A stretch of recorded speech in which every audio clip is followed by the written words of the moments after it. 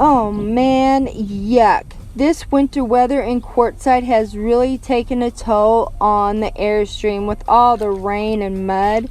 So let's bring out a clean pan of soapy water, warm it up a little bit, and let's take out the Brasso because it's supposed to clean aluminum. Well, let's see if it really does do a good job.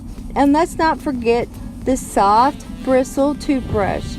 And let's make sure we don't scrub too hard because we don't want to scratch up the Airstream.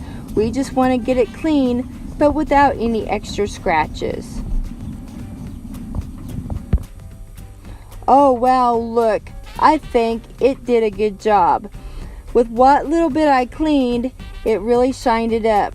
This is the clean side, and that's the dirty side. Yep. The whole Airstream needs to be done, but I don't think I can do it with this little tiny toothbrush. Any takers on helping me clean the whole Airstream?